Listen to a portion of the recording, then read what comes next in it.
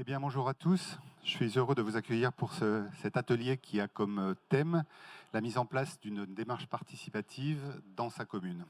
Donc, c'est un vaste sujet que nous allons traiter en une petite heure avec différents intervenants et puis, bien entendu, une session de questions sur les préoccupations que vous pouvez avoir vers la fin de cette intervention. Donc, nous aurons Madame Robineau-Bertrand et Madame Plantec du CEREMA pour le réseau Participation, et puis Madame Marie-Christine Bernard de Palabréo, qui viendra nous parler également de démocratie participative et de concertation.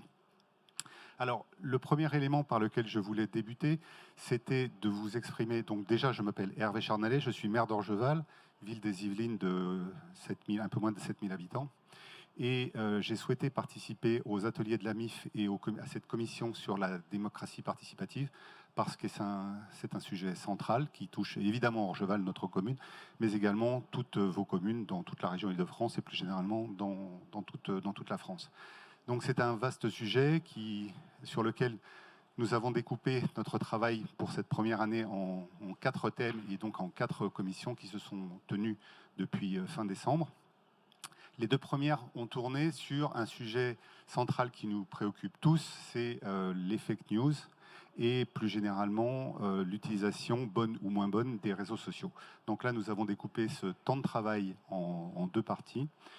Le premier, c'était le constat. Qu'est-ce que c'est que les fake news? Comment les traiter? Comment les prendre en compte? Réagir? Ne pas réagir? C'était un élément important avec beaucoup d'expérience et beaucoup d'échanges. Et la deuxième session sur ce thème était plus concernée aux méthodes qui sont à notre disposition, puisque, sans faire de conclusion, mais vous le verrez au travers des documents que vous pourrez consulter, que vous pourrez lire, il y a des méthodes, il faut absolument réagir, il faut en tenir compte, et des professionnels existent et des méthodes existent de façon à pouvoir construire quelque chose d'intéressant pour ce type de préoccupation. La troisième commission était directement liée, et nous en parlerons avec Madame Bernard de Palabréo, aux méthodes de concertation. Nous avons tous des envies ou des projets de concertation dans nos communes. Ça peut commencer par la concertation sur la place du marché, ça va continuer avec un collectif d'habitants par rapport à un projet que vous avez dans votre commune, ou des sujets encore plus ambitieux. Il y a des méthodes, il y a des erreurs à ne pas faire, et là je suis très heureux d'avoir Marie-Catherine avec nous, qui va pouvoir nous donner sa vision et ses méthodes, avec encore une fois, là aussi, une volonté de faire quelque chose d'extrêmement pratique à votre service, à notre service à tous. Et enfin, la dernière de nos consultations, de nos commissions de travail, était tournée beaucoup plus sur les réseaux et la participation des jeunes. Donc nous l'avons fait en collaboration avec la commission de l'éducation de la MIF. Et là aussi, nous avons des échanges intéressants. Nous l'avons vu au travers des dernières élections. Nous avons un vaste champ de travail quand on voit les taux de participation, et particulièrement les taux de participation des plus jeunes aux élections. Et là encore, nous avons des méthodes. Donc à la fin de cette petite période d'intervention d'1 heure, je vous invite à prendre contact avec la MIF si les sujets vous intéressent et vous vous sentez concerné, parce qu'en vous inscrivant, vous pourrez bénéficier de tous les comptes rendus de nos réunions, et puis bien entendu des guides dont nous allons parler également pendant cette réunion, guide fait concernant la participation, la concertation citoyenne, que nous verrons dans quelques moments, et le guide de participation sur la participation des citoyens en Île-de-France.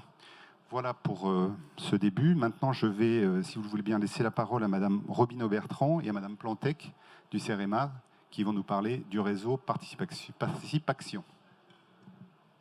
Merci, merci de nous donner la parole. Donc, moi, je suis Isabelle Robineau-Bertrand du CEREMA Île-de-France. Alors, le CEREMA, vous le connaissez plutôt sur les questions d'infrastructures routières, de risques, d'environnement, mais nous accompagnons également les collectivités sur leurs projets territoriaux de développement durable, sur les démarches de participation. Nous avons élaboré un outil qui s'appelle la boussole de la participation, dont on pourra discuter si vous le souhaitez tout à l'heure. Si on est là, c'est parce qu'avec la MIF, on a l'habitude de collaborer sur ce sujet. On a partagé le constat d'un manque un peu de culture sur la participation citoyenne en Île-de-France. Et donc, nous avons élaboré donc, ce guide que vous avez déjà montré, faire participer les citoyens. C'est un recueil de cas pratiques, donc d'expériences franciliennes exclusivement. C'est la 2e édition et à chaque fois, la MIF était dans le comité de pilotage et nous a apporté ses conseils dans le choix des initiatives. Sinon, on a lancé cette année donc, le programme Participe Action en Île-de-France, qui est un autre projet monté par 4 partenaires. Donc, la DRIEAT qui est représentée par Laurine, le CEREMA Île-de-France que je représente, la MIF avec Valentine Montes et puis la préfecture de région. En fait, on a répondu à un appel à projet de la direction interministérielle de la transformation publique qui nous permet d'avoir des moyens pour mettre en œuvre ce dispositif. Et ce dispositif, il est multifacette. On a d'abord lancé un appel à manifestation d'intérêt et sélectionné une dizaine de projets en Île-de-France. Alors des projets de collectivité, mais pas que. Des projets d'acteurs associatifs, des projets d'entreprises. Et l'idée, c'est de les accompagner, de les ausculter, de repérer les bonnes pratiques. Donc voilà, c'est en train d'être lancé, donc c'est difficile pour moi de vous en parler plus. On aura d'autres occasions avec la MIF de restituer tout ça. Un autre volet, c'est la formation. Donc il y a eu un programme très ambitieux avec des journées de formation, à la fois pour ces porteurs de projets, mais aussi pour les services de l'État, qui sont aux côtés des collectivités et ont besoin eux aussi d'améliorer leurs compétences sur ce sujet pour pouvoir bien accompagner les collectivités. Ensuite, on a un volet évaluation et capitalisation qui est important, où là, on utilisera la boussole. Et un 4e volet qui est la mise en réseau, la constitution d'un réseau Participation en Île-de-France, mais que je vais laisser Laurine vous présenter. Bonjour à tous, donc Laurine Plintec de la DRIEAT. Donc je vais vous parler de ce réseau qui est né le 4 juin. Donc il est tout nouveau. L'objectif, c'est de créer un lieu de rencontre, d'échange entre tous les acteurs de la participation. Donc que vous soyez élus ou associations, des entreprises, vraiment ouvert à tous. Donc il y a différents outils. On a notamment une plateforme numérique avec par exemple un blog pour faire des retours d'expérience, avec une bibliothèque, un forum pour poser toutes vos questions sur la participation citoyenne et pouvoir échanger et monter en compétences tous ensemble sur le sujet.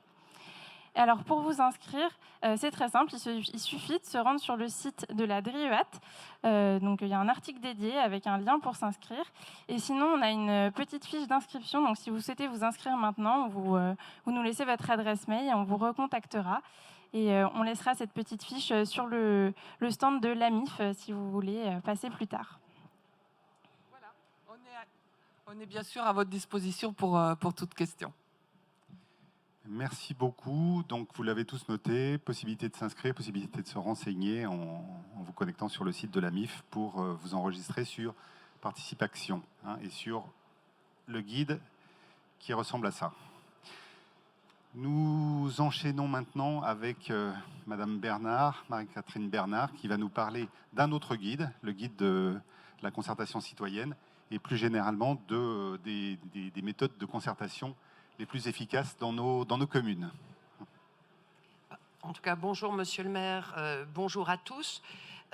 Avant qu'on échange, je voulais dire quelque chose par rapport à ce guide qui est en lien avec votre introduction. C'est un guide qui s'adresse aux élus. C'est un guide très pratique, très simple, destiné réellement à donner de la méthode parce qu'il y a une certitude, c'est que la volonté politique est là. La MIF, dans vos travaux, vous l'avez montré, dans toutes les enquêtes qu'on a pu faire sur le terrain. La question aujourd'hui n'est pas de convaincre les élus qu'il faut participer. Ils sont convaincus, ils savent pourquoi ils en ont besoin, mais la volonté politique, ça ne suffit pas. On peut aussi avoir beaucoup de volonté puis se planter dans les démarches parce que les choses n'ont pas été mises dans l'ordre, se retrouver en difficulté sur ces démarches. Et l'ambition que nous avions avec la MIF sur ce guide, nous, l'agence Palabréo, elle était vraiment de donner des outils de travail tout simples pour se dire oui, on peut engager des débats en respectant certains principes pour que les choses se passent bien et qu'elles soient utiles.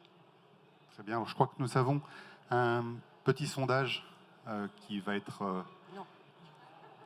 Il a pas 4 eu. questions? Pas de sondage? Pas de sondage.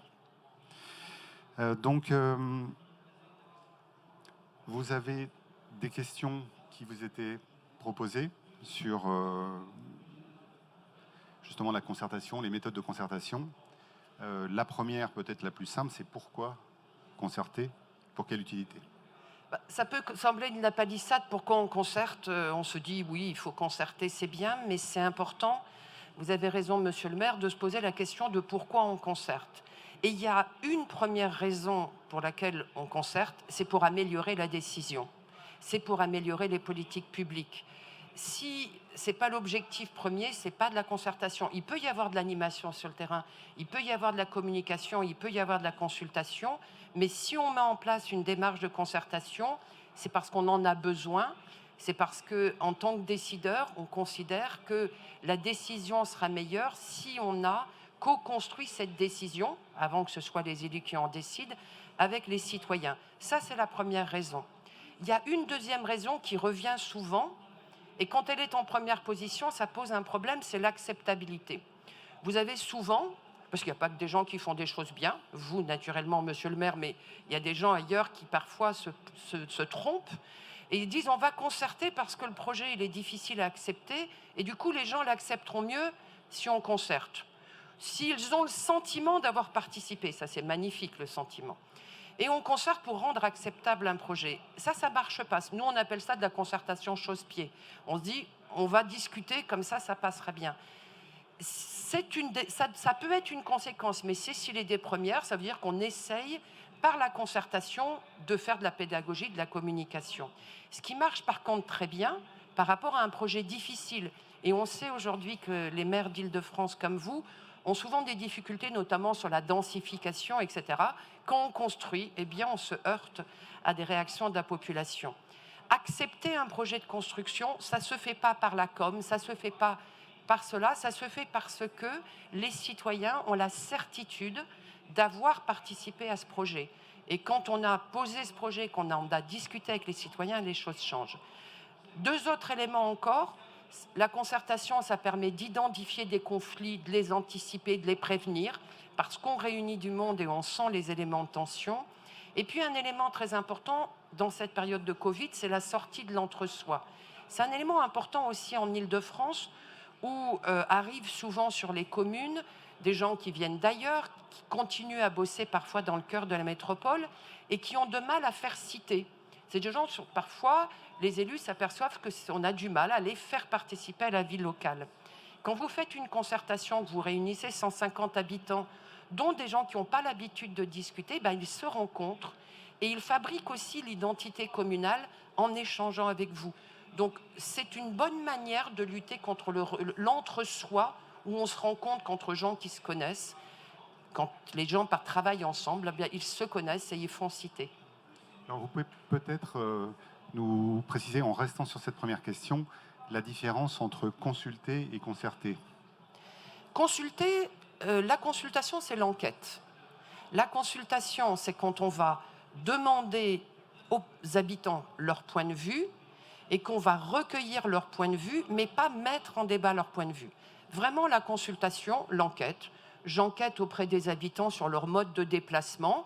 Je reçois cette enquête qui est une addition de points de vue individuels et en tant que décideur, j'ai ces éléments d'information pour prendre mes décisions. Mais vous avez à ce stade-là une addition, par exemple, de 1000 points de vue individuels. Vous n'avez pas mis en débat. Donc la consultation, c'est souvent une belle première étape à une concertation, mais une fois qu'on a ces éléments-là, ce qui change, c'est quand les habitants, les participants, discutent entre eux et on passe de la somme d'intérêt individuel à l'intérêt général. Quand on doit confronter son point de vue et qu'on n'a pas le même point de vue, on fabrique de l'intérêt général qui est le cœur de votre fonction. Merci beaucoup. Donc la deuxième question maintenant à vous poser, c'est sur quoi concerter, sur quel sujet, quel type de projet, quel périmètre? Alors, on cherche toujours, depuis... Moi, ça fait 20 ans que je fais ce métier, je cherche le sujet sur lequel on pourrait ne pas concerter. C'est devenu presque un jeu. Donnez-moi une idée d'un sujet inconcertable et on en discute. On peut concerter sur tout. Il n'y a aucun sujet qu'on ne peut pas mettre en débat. On peut discuter de projets d'aménagement, on peut discuter d'éducation, de tranquillité publique, de jeunesse, on peut discuter sur le budget municipal. Ça s'est fait, pas le budget participatif, mais on peut mettre en débat l'organisation du budget de fonctionnement, du budget d'investissement de la municipalité. Aucun sujet n'est par nature que l'on ne pourrait pas le mettre en débat. Mais il y a des conditions. On peut discuter de tout, mais pas n'importe comment, vous le disiez tout à l'heure. La première condition, c'est qu'il y ait du grain à moudre. C'est quelque chose à mettre en débat. Donc, on peut concerter. Sur quoi on concerte? On concerte à partir du moment où, dans une décision à prendre, il reste des marges de manœuvre. C'est ce que nous, on appelle les variants par rapport aux invariants. Vous mettez en débat un projet de construction dans votre commune.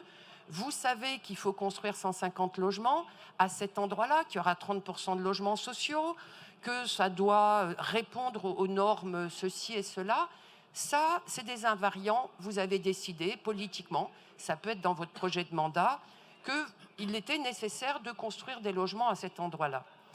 Après, la question de comment on les construit, quelle forme ça prend, quel gabarit, est-ce qu'on monte à R+5, est-ce qu'on fait plutôt de la maison superposée ou collée les unes aux autres, qu'est-ce qu'on fait des parties communes, même l'aspect architectural, c'est-à-dire là, c'est l'ensemble des variants de ce projet. Donc, on peut discuter de tout à condition qu'il y ait de quoi discuter.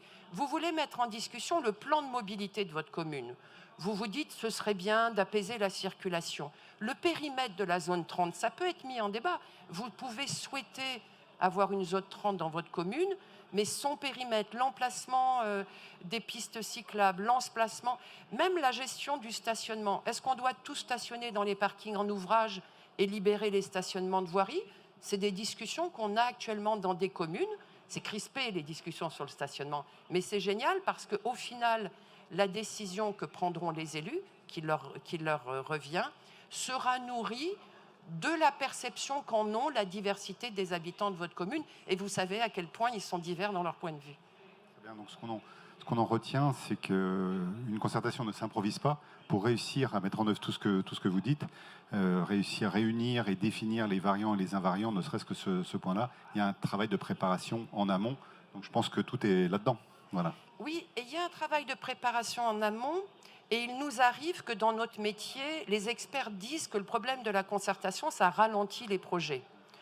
Comme j'ai entendu cette question une bonne 50aine de fois, j'en souris. En fait, ça ne ralentit pas les projets. Ce qui ralentit les projets, c'est le fait qu'on n'a pas préparé la démarche. Mais le fait de devoir, entre élus, parfois vous avez des partenaires, vous n'êtes pas seul sur des projets. Il y a l'intercommunalité, il y a d'autres partenaires. Le fait de devoir se dire sur un projet, qu'est-ce qui est invariant ? Qu'est-ce qu'on ne met pas en débat? Qu'est-ce qu'on met en débat? Et qu'est-ce qu'on fera de tout ça? En général, ça peut avoir aussi pour effet positif d'avancer sur le projet. Puisque de toute façon, il va falloir s'y mettre. C'est un élément pour avancer, à condition, comme vous le dites, qu'on se soit bien assuré, qu'on donne aux habitants ce qui est variant, ce qui est invariant. On ne peut pas parler de concertation quand on fait une réunion publique d'information. C'est indispensable, c'est parfait. Mais la concertation, c'est quand on pose des questions aux gens. C'est un petit peu la différence avec la réunion publique où les gens viennent poser des questions aux élus. Très bien, donc imaginons que nous soyons tous convaincus, imaginons que nous ayons bien travaillé et bien préparé nos variants et invariants. Qui associons-nous à cette décision? Mon opposition, les associations habituelles qui viennent à tous les débats publics, la population en général, comment fait-on? Alors ça, c'est sans doute un des enjeux sur lequel les élus se posent le plus de questions. Ils ont raison parce qu'il n'y a rien de pire que faire un débat et avoir 4 ou 5 personnes, alors que ce sont toujours les mêmes, on les connaît par cœur. C'est bien, c'est des gens investis, on les aime beaucoup, mais quand on les a vus 10 fois, on se dit qu'on aimerait bien voir les autres habitants. Donc c'est un enjeu essentiel sur lequel il faut changer de paradigme. Jusqu'à maintenant, on faisait de la communication, on envoyait de l'info et on disait « Oh ben, ils ne viennent pas les gens, ils ne sont pas très citoyens. » Et on se disait « C'est la faute aux gens qui ne viennent pas. » Au bout d'un moment, on se dit « On pourrait peut-être faire autrement. » Et se dire qu'il revient au maître d'ouvrage, à vous les élus et puis aux prestataires quand on vous accompagne, de s'assurer qu'il y ait du monde dans la salle. Il ne faut pas juste se dire qu'on envoie de l'information. Si vous faites des affiches et des flyers, eh bien les gens ne viennent pas. Ou viennent ceux qui sont déjà motivés.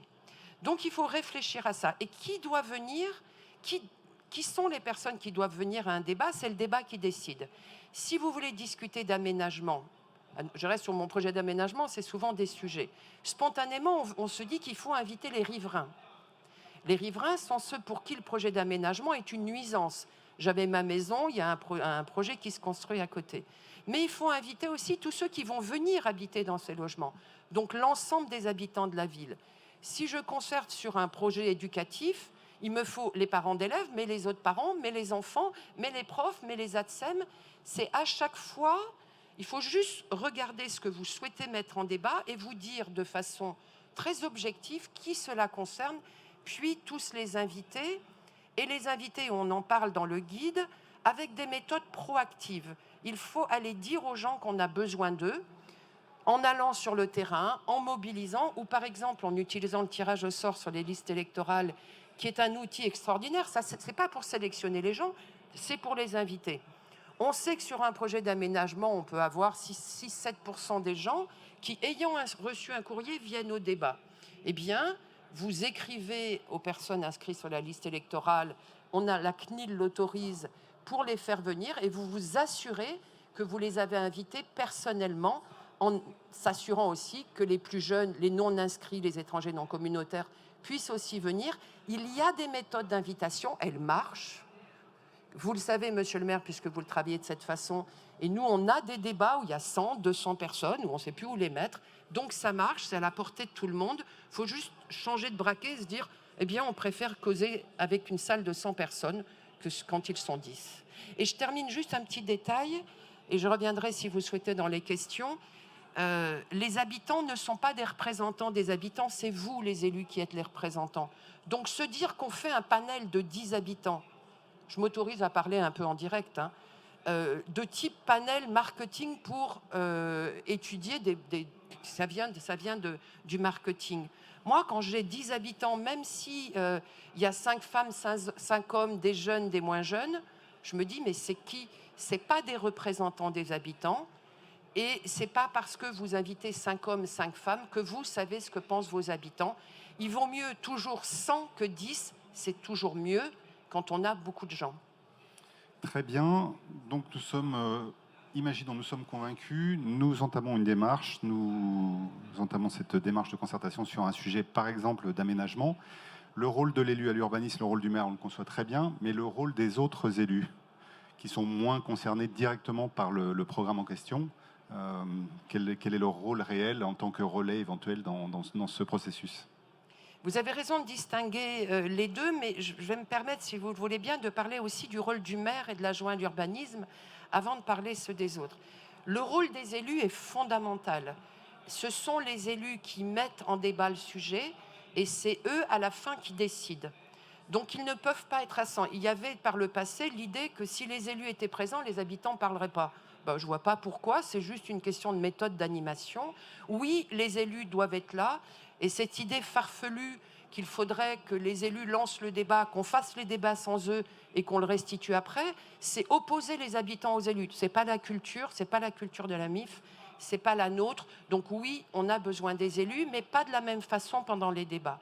On a besoin du maire ou du président qui, au début, c'est lui qui pose le mandat de concertation.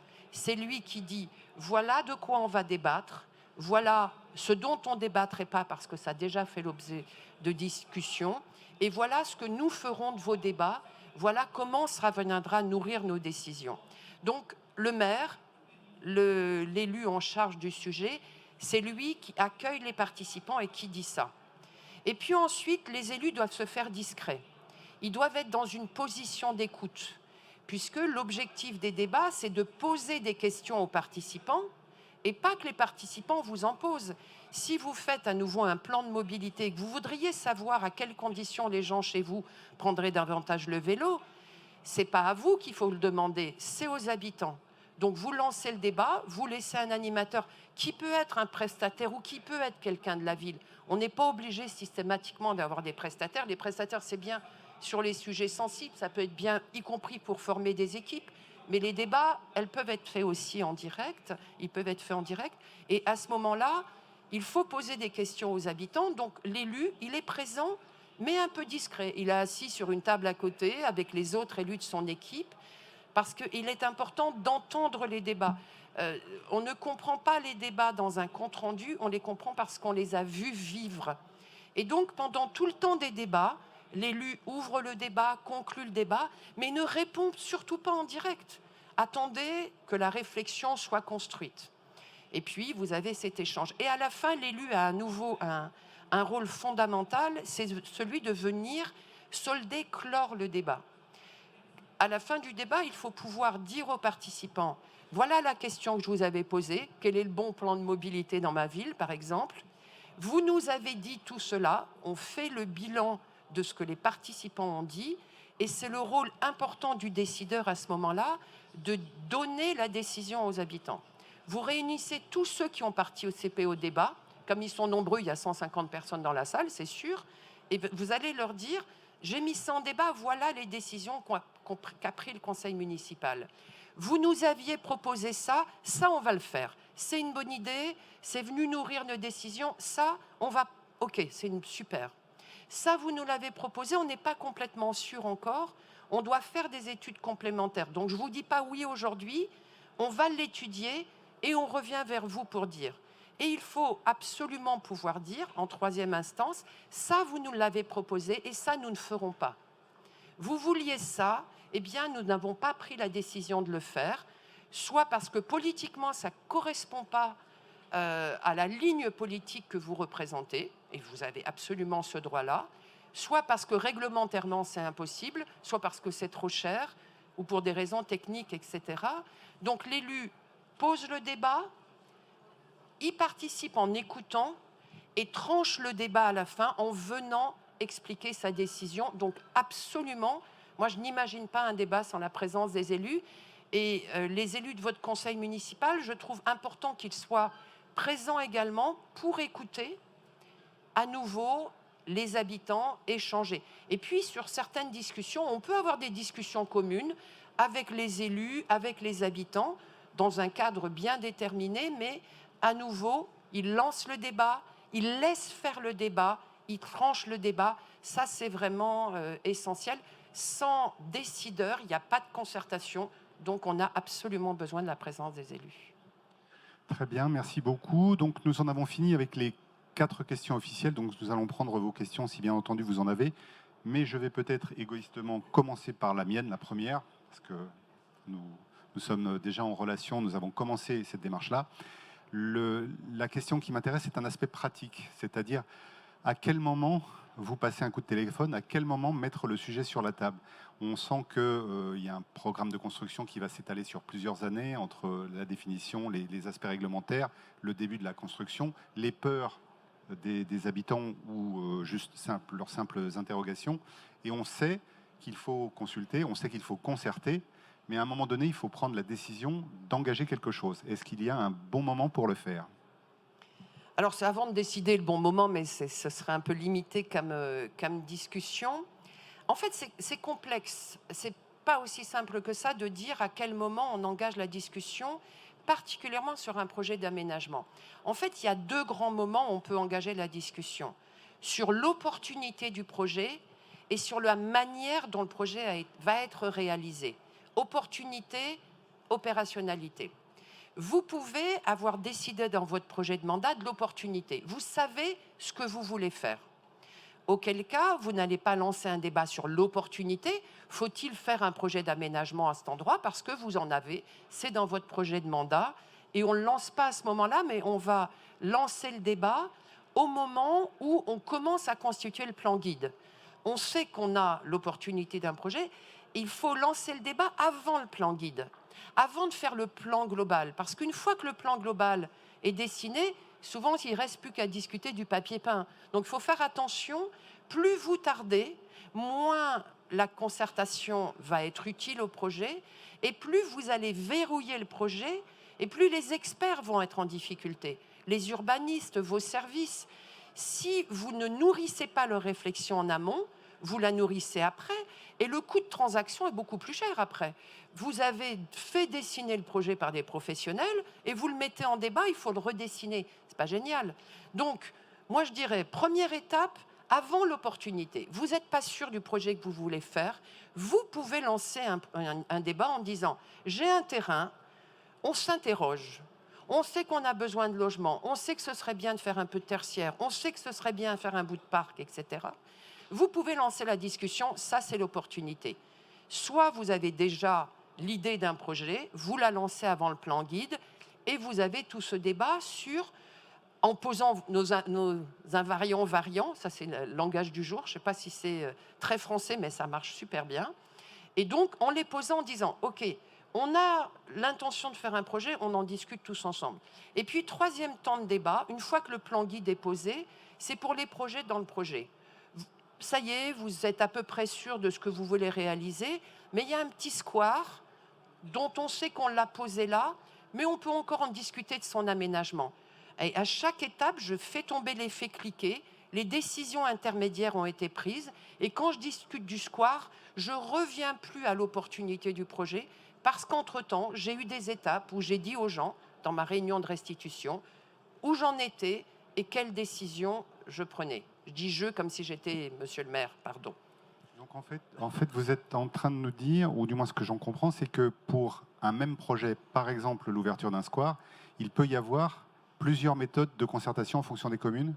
Il peut y avoir plusieurs approches et plusieurs moments où on concerte en fonction du choix que l'on a d'associer les habitants à l'opportunité, de les associer au plan général, ou plutôt de les associer aux éléments d'opérationnalité. Mais s'il n'y a plus rien, s'il n'y a plus de grain à moudre, si vous êtes sûr de tout, faites une réunion d'information. Il n'y a rien de pire que de mettre en débat.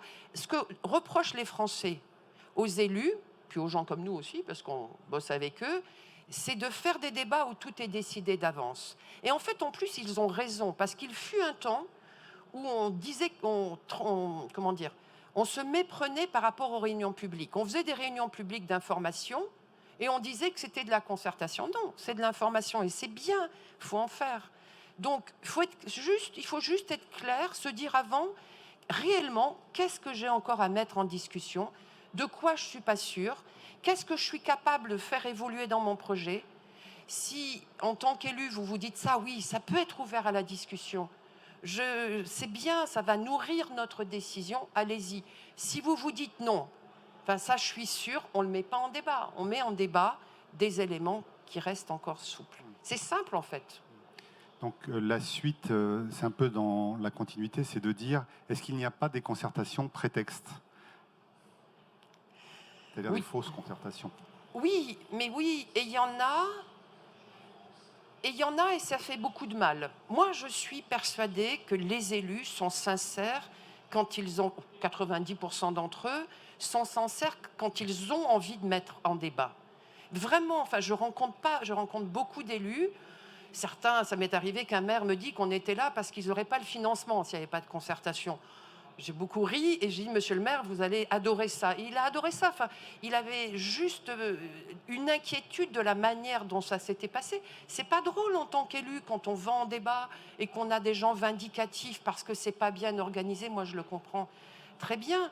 Donc, c'est très clair que ça. Et oui, il y a des concertations à Libye, évidemment. On s'est même, nous, fait avoir, alors qu'on est super vigilants, de débarquer sur des projets et de s'apercevoir que on nous faisait discuter d'espace public alors que tout était décidé. On se fâche, on essaye. Mais oui, il y en a. Et je pense qu'il y a des concertations à Libye parce que les équipes, les élus ont peur de la mise en débat, parce qu'il y a des mises en débat qui sont mal organisées et qui vous renvoient... C'est pas drôle quand les gens s'énervent dans une salle. Moi, je comprends. Donc, on essaye de tout verrouiller pour éviter ce moment difficile. Alors que si on organise bien les choses, et là-dedans, il y a tout simplement, enfin, ça s'organise simplement les choses. Du coup, le débat devient sympa. Enfin, ça doit être des moments sympas, le débat, ça peut s'agiter un peu. Mais c'est pas fait pour être un moment où les élus sont en difficulté. Donc oui, il y a de l'alibi, on peut faire autrement. Est-ce que vous avez déjà un retour d'expérience? C'est-à-dire, est-ce que vous constatez depuis quelque temps une montée en puissance de la concertation et éventuellement sur quel secteur? Oui, moi, ça fait une vingtaine d'années que je fais ce métier. Au début, il fallait convaincre les élus qui disaient qu'est-ce qui me restera à décider. Je me rappelle d'un conseil municipal où ça a été le cri du cœur de l'opposition parce que la majorité ne pouvait pas le dire alors qu'elle pensait les mêmes choses. Donc, au début, il fallait convaincre, c'était nouveau. C'est super récent, hein, la démocratie participative.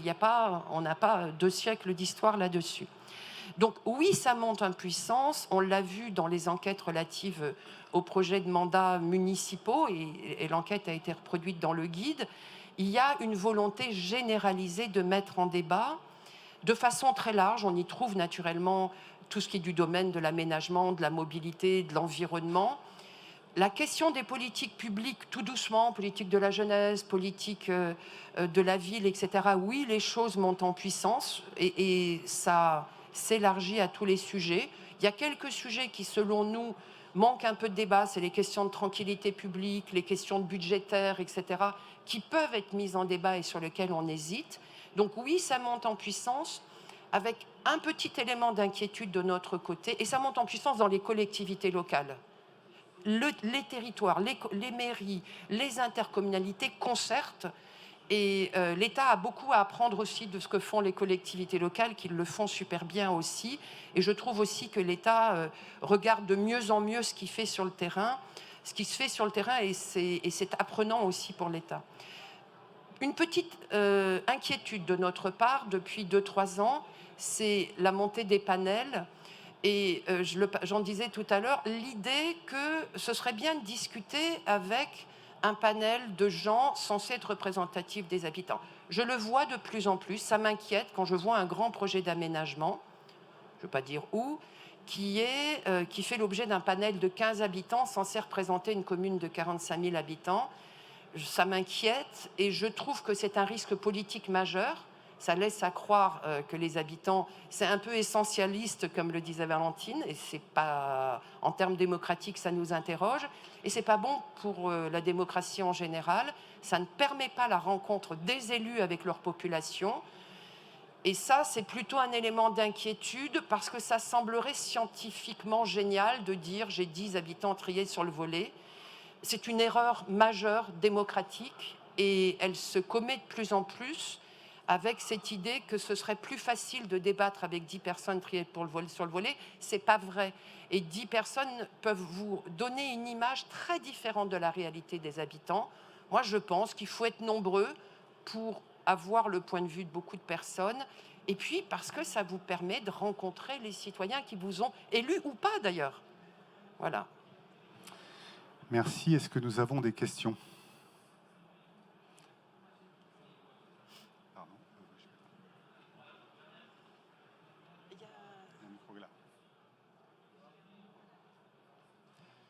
Nous avons un micro derrière. Je le laisse. Alors, tout à l'heure, vous avez parlé des réticences que pouvaient avoir les élus. Vous avez parlé du temps que ça peut prendre sur le projet. Moi, j'ai souvent entendu aussi parler du coût que ça allait pouvoir représenter, parce que c'est du coût agent, c'est du coût de communication. Je ne sais pas si, avec le recul que vous avez, qu'est-ce qu'on peut en dire? Est-ce qu'effectivement, c'est à budgéter? C'est trop cher. Non, c'est pas très cher en fait. En réalité, quand on regarde par rapport au coût global d'un projet, au coût technique d'un projet, la concertation est un coût assez epsilonesque par rapport au coût des BET, au coût d'ingénierie, etc. Donc, ce n'est pas des processus qui coûtent trop cher.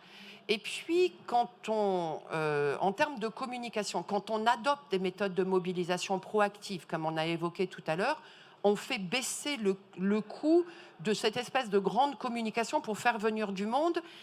Pour moi, la communication de mobilisation, il faut en calculer l'efficience. Quand j'ai 150 personnes dans une salle, dans la fiche d'émargement, je leur demande par quel biais ils se sont sentis invités. Et après, on fait des rapports coûts, efficacité. Ça, c'est important pour les collectivités locales. Ça, c'est le premier élément. En ce qui concerne le coût, nous, on défend plutôt le coût d'expertise ou le coût de seniorité, en quelque sorte, en termes d'animation. Il faut avoir des compétences. On ne s'improvise pas du jour au lendemain animateur de débat. Il faut avoir un peu d'expertise. Mais je termine là-dessus.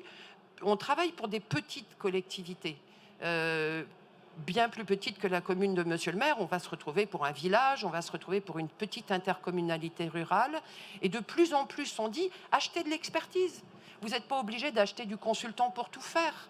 Et les collectivités peuvent absolument mettre en œuvre ces processus, faire bosser le coût résiduel, c'est-à-dire celui du prestataire, et puis continuer à payer les prestataires correctement pour avoir des gens qui ont des compétences. Mais ça, c'est une chose qui se discute.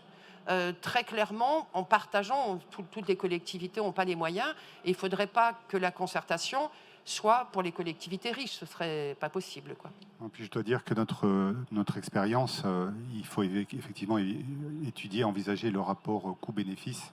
Donc on a parlé quelques minutes des coûts, l'aspect bénéfice est très très important, même si pour une partie il ne peut pas être chiffré. En termes d'harmonie sociale, en termes de discussion, en termes de concertation, je n'ai pas de directeur de la communication, je n'ai pas de directeur marketing dans la commune, et là nous avons un prestataire qui nous fait ce genre de choses et qui nous donne en même temps une accélération de l'analyse de nos projets qui est un gain de temps incroyable et qui au final se traduit par une meilleure rentabilité, pour employer un terme pas du tout lié à la concertation, mais très important quand même. Donc.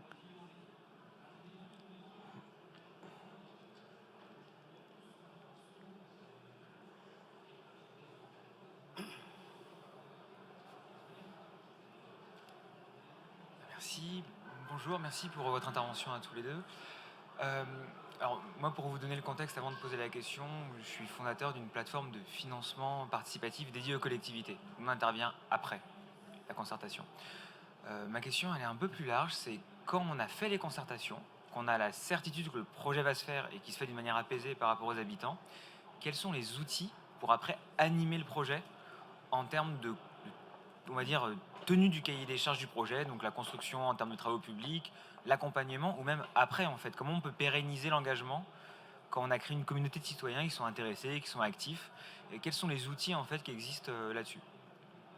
Je crois peut-être qu'une autre façon aussi de poser la question, c'est de dire à quel moment la concertation s'arrête et que ça passe à autre chose. Oui, tout à fait. C'est important de le voir de cette façon-là, que c'est plus tout à fait la même chose. Cette phase de concertation pour coélaborer les décisions qui sont prises à nouveau par les élus et la phase de suivi du projet. C'est important, vous avez raison, de suivre le projet. Si on revient sur notre sujet d'aménagement, le fait de pouvoir évaluer le projet dans des tranches différentes. J'ai une première tranche d'aménagement, je l'évalue avec les habitants pour savoir après ce que je vais en tirer comme conséquence pour la suite. Ça, c'est vraiment un élément essentiel d'associer les habitants à la mise en œuvre des projets. J'ai fait un peu d'ET, j'ai fait un nouveau projet éducatif territorial de ville, pardon. J'associe les habitants, les enfants, les parents d'élèves à l'évaluation. Donc l'évaluation participative, on n'est plus dans la concertation préalable aux décisions, elle est importante aussi pour pouvoir réévaluer les décisions dans le temps. Ça, c'est vraiment de pouvoir les garder, de pouvoir continuer à échanger. Par contre, je serais très prudente sur la pérennisation. À nouveau, ma petite marotte de dire il faut qu'il y ait beaucoup de monde. Si vous imaginez que les 150 personnes que vous avez mobilisées, vous allez les garder 4 ans, progressivement, ces 150 personnes, vous n'aurez plus que les gens qui ont le temps. Les retraités, j'ai beaucoup d'affection pour les retraités, mais globalement, ce n'est pas la totalité. Et si on doit mettre en débat des espaces publics avec des retraités, il nous manque tout le reste de la population. Donc attention à cet exercice de pérennisation. Vous mobilisez des gens, vous les gardez 6-8 mois. Un projet de concertation, ça ne doit pas durer 2 ans. Au bout de 6-8 mois, normalement, on a fini tous les débats. Et si c'est très long, on peut faire des tranches différentes. Mais au bout d'un moment, on perd les gens. Donc oui, vous avez parfaitement raison. Il faut les garder dans l'évaluation et la mise en œuvre. Mais cette idée de communauté d'intérêt avec laquelle je suis complètement en accord avec vous, si elle est fermée, elle se réduit comme peau de chagrin. On connaît ça par cœur dans les comités de suivi. Donc une communauté ouverte qu'on réinvite, il faut réensemencer, on refait de la mobilisation, on regarde qui était là, on dit tiens, il nous manquait les gens de ce quartier, on va les chercher, il nous manque les jeunes, on va les chercher. Il faut avoir cette vigilance tout le temps, que les habitants qui sont présents représentent la diversité de la population. Merci beaucoup, c'était très clair. Donc je comprends qu'en fait, ce ne sera pas les mêmes personnes quand la concertation se termine. On va élargir, on va aller chercher les publics qui n'ont pas été inclus dans la concertation et on va leur montrer tous ces indicateurs, tout le suivi et on va leur proposer autre chose. C'est les mêmes et d'autres. C'est les mêmes et d'autres. Voilà, vous avez raison. Bah, merci beaucoup. D'autres questions?